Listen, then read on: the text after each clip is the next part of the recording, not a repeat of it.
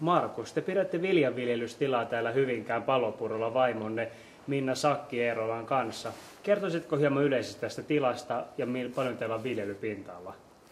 Tässä on omaa pinta-alaa noin 90 hehtaaria ja vuokramaita noin 300 hehtaaria. Vuokramaat sijaitsevat tässä Hyvinkään ympäristössä ehkä noin 10 kilometrin säteellä ja ovat lähinnä lopettaneet tiloilta vuokrattuja maita, jotka ovat peltoviljelyksessä, mutta eivät enää itse halua viljellä niitä. Selvä. Entä mitä lajikkeita aiotte viljellä nyt kesällä 2012? No, luomussa on kysymys tällä hetkellä hyvä kysyntä ohrasta, sitä tulee kauraa, vehnää, sitten luomukierron mukaisesti on viherlandusnurmea ja sitten myöskin typensitoja palkokasveja eli hernettä ja härkäpapua, myös tattaria on hieman viljelyksessä. Miksi päädyitte luomuviljelyyn, onko tämä päätös kannattanut? No, siirtymävaihe nyt on lopuillaan ja markkinasuhteet on yksi tärkeä asia ja myöskin se, että luomun hinta näyttää nyt olevan kohdellaan tai ainakin pysyä suht korkeana ja sitten myöskin tällaisen monokulttuurin jäljet on alkanut näkymään, mitä aikaisemmin tässä viljanviljelytilalla on tehty, niin on alkanut maan rakenteessa ja se on huono asia, mutta talous on se sitten kumminkin, mikä mahdollistaa tämän siirtymisen, että luomusta maksetaan riittävä hinta. Tilallanne käy myös runsaasti vierailijoita. Mistä luulet, että ihmisten kiinnostus luomuviljelyä kohtaan johtuu? No, ihmiset ovat yhä kiinnostuneempia ruoasta ja ekologisista asioista ja tällä tilalla mä olen omalta toisen alan tutkijataustaltani johtuen innostunut kokeilemaan kaikkia uusia menetelmiä tai monia uusia menetelmiä ja täällä on käytössä sellaisia menetelmiä, mitä ehkä muilla tiloilla ei ole, niin nämä on ehkä niitä kiinnostuksen kohteita. Ja ihan kuluttajaryhmät ovat kovasti kiinnostuneita viljelyn periaatteesta ja luomun menetelmistä. Olette olleet mukana myös kehittämässä hevoslannan tuubikompostointimenetelmää. Mitä ihmettä tarkoittaa tuubikompostointi? No, talleelta otetaan vastaan lantaa, joka pistetään tämmöiseen 2 metriä halkasijalta olevaan muovituubiin, jossa sitä ilmastetaan ja se kompostoituu siinä hitaasti noin puolen vuoden, 2 vuoden ajan ja sitten se levitetään pellolle lannoitteeksi ja maanparannusaineeksi. Olette viljelyn lisäksi myös taiteilija. Miten maatilan isännöinti ja taiteen tekeminen sopivat mielestäni yhteen? No, valitettavasti vähän huonosti tämän kokoisella tilalla, että luomu on tuonut lisää töitä aika paljon. Tosin työt jakautuvat pidemmälle ajalle, mutta vähän niukalaisesti tahtoo tälle toiselle ammatille jäädä aikaa, että se on vähän harrastuksen asteella tällä hetkellä. Selvä. Kiitos haastattelusta.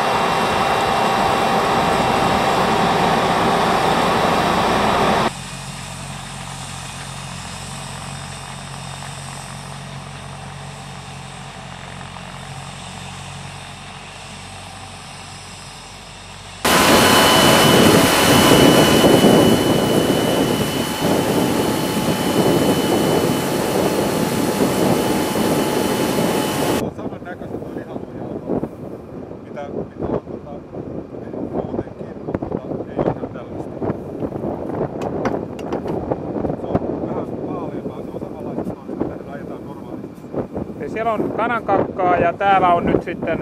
Karkkiohraa. Paljon näitä menee hehtaarille? Tässä kokeessa meni 1500 kiloa tätä. Tässä on 4% typpeä. Tätä menee 260 kiloa, koska tässä on vähän normaali enemmän, koska tässä on harvempi riviväli. Normaalisti menee sitä orgaanista lannoitusta 400 kiloa hehtaarille. Siinä on 8% typpeä ja sitten fosforia jonkun verran. Eli normaali lannoitus on se. Tää menee nyt, lannoitevannas menee samassa syvyydessä kuin kylvövannas. Eli koska tää orgaanilannoite liukenee hitaammin, niin se on lähempänä jyvää. Niin täältä tulee, tästä takimaisesta tulee jyvät. Ja nyt tulee kummastakin, tästä tuli se orgaaninen lannoite tai se rakeistettu lannoite, mutta nyt tulee kummastakin jyvää.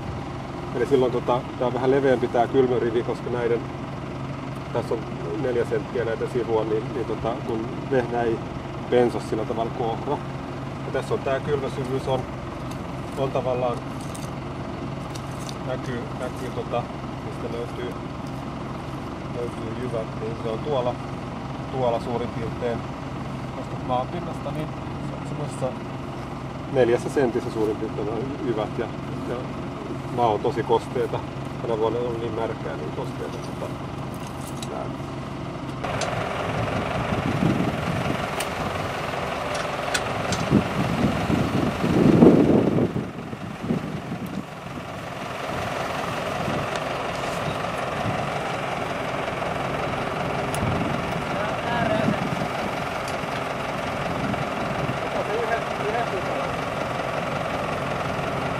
Se riittää hyvin.